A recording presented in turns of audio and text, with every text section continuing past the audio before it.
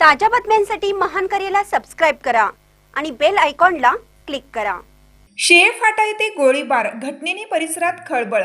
घटनास्थळी upper police अधीक्षक धीरज कुमार बच्चू व करवीर उपविभागीय अधिकारी सुजित कुमार क्षीरसागर यांची भेट।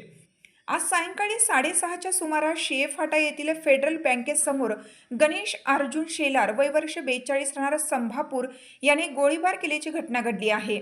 याबाबत पोलिसांकडून व घटनास्थळावरून मिळालेली माहिती अशी की गणेश अर्जुन शेलार राहणार संभापूर व नितीन शिवाजी पाटील राहणार नागाव, विजय पोवार राहणार टोप हे तिघेही मित्र आहेत। शनिवारी सायंकाळी गणेश शेलार हा शेळ फाटा येथे टोपगावच्या हद्दीत असलेल्या फेडरल बँकेच्या ATM मध्ये पैसे काढण्यासाठी गेला होता। पैसे काढत असतेवेळी विजय पोवार, नितीन पाटील व अन्य 20 ते 25 जण बँकेच्या दारात रस्त्यावर उभे होते। शेलार हा पैसे काढून बाहेर आला असता बाहेर थांबलेल्या नितीन, विजय व त्याच्या साथीदारांनी मारहाण करण्यास सुरुवात केली। त्यानंतर आपला बचाव करण्यासाठी गणेश शेलारने नितीन पाटील व विजय पोवार यांच्यावर पिस्तूल रोखून धरली। दरम्यान जमावातील एकाने गणेश शेलारचे मनगट पकडून हवेत उंचावले, त्यामुळे गणेश याने हवेत 3 वेळा फायरिंग केली।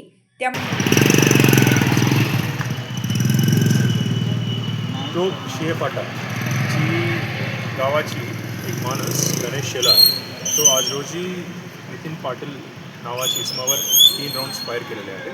त्यांच्याविरुद्ध आम्ही 109 BNS आणि आर्म्स ॲक्टची तहत आम्ही केस दर्ज केलेले आहे।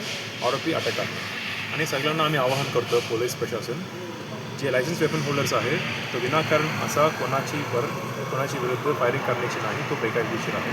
कोणी केला तरी त्यांच्याविरुद्ध कायदेशीर कारवाई होऊन जाईल आमच्यानुसार आणि जे रिलेव्हंट सेक्शन्स ऑफ BNS अनुसार आणि तुमचा लायसन्स कॅन्सल करून जाईल। थँक्यू। मोठा अनर्थ टळला। घटनेनंतर गणेश हा जमावातून निसटून स्वतः शिरोली MIDC पोलीस ठाण्यात हजर झाला। ही गोळीबाराची माहिती मिळताच टोप येथील विजय पोवार व नितीन पाटील समर्थकांनी मोठी गर्दी केली होती। त्यांना पोलिसांनी पांगावून लावलं। दरम्यान 8 वाजता अप्पर पोलीस अधीक्षक धीरज कुमार बच्चू व करवीरचे पोलीस उपविभागीय सुजित कुमार क्षीरसागर यांनी घटनास्थळी भेट देऊन संशयित आरोपी गणेश शेलार याच्याकडून घटनेची माहिती घेतली। हा वाद आर्थिक देवाणघेवाण अथवा पूर्व वैमनस्यातून झाला नसून एका नाजूक प्रकरणाची किनार असल्याची चर्चा घटनास्थळी व पोलीस स्टेशनच्या आवारात दबक्या आवाजात सुरू होती। याला पोलीस अधिकाऱ्यांनी दुजोरा दिला आहे। रात्री 9 वाजता जिल्हा पोलीस प्रमुख योगेश कुमार गुप्ता यांनी शिरोली MIDC पोलीस ठाण्याला भेट देऊन घटनेची माहिती घेतली व त्या अनुषंगाने सूचना दिल्या। शिरोली MIDC पोलीस ठाण्याचे सहाय्यक पोलीस निरीक्षक सुनील गायकवाड यांनी संशयित आरोपी गणेश शेलार याला ताब्यात घेऊन त्याच्याकडून रिकामे कारतूस जप्त केला आहे। सदर घटनेचा गुन्हा दाखल करण्याचे काम रात्री उशिरापर्यंत सुरू होतं। ऐन गणेश उत्सवात गोळीबार झाल्याने परिसरात मोठी खळबळ उडाली आहे। इंट्रॉगेशन केलं आणि आमची माहिती आहे त्यानुसार इन्व्हेस्टिगेशन कोणीतरी आला त्याच्यावर पण आम्ही कारवाई तर असं समजलं जातं की विजय पवारवर पिस्तूल रोखलं।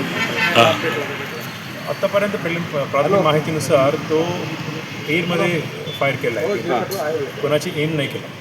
बरं नाही, कारण की आता तुम्ही नितीन पाटील म्हणताय ना, ते नितीन पाटील आणि शेलारचा इन्व्हॉल्व काय असं? नितीन पाटीलने एक माहिती दिला अर्जुन शेलारची बद्दल त्यांची गावामध्ये, त्यांच्यावर त्यांना राग येऊन भांडण झालं। भांडणमध्ये तो कुणाबद्दल नितीन पाटलांनी हे केलं? चौगले म्हणून एक माणूस आहे, त्याच्याबद्दल काहीतरी एक गैरसमज आला, चुकीची माहिती तुम्ही का दिला माझ्याबद्दल म्हणून तो केला। नाही, आम्हाला असं समजलं की पर्सनल व्यक्तीबद्दल जे माहिती मिळाल्यानंतर असं काहीतरी गोळीबार प्रकार झाला, हा काय खरा आहे का? पर्सनल म्हणजे त्यांच्या जे पर्सनल गोष्टी आहेत पर्सनल गोष्टी आहे, एकदम काय समज आहे, गोष्टी मोठ्या नाही आहे, परंतु फायरिंग केलं आहे। रिलेशनशिप्सबद्दल त्यांची काय एक वाद आहे, इलिसिट रिलेशनशिप, त्याबद्दल त्यांची काय वाद आहे, त्या वादामधून गैरसमज झाला आहे, त्यामुळे त्याची भांडण झाला। भांडणातून तो 3 राऊंड फायर केला। पुलाची शिरोलीहून विद्याधर कांबळे,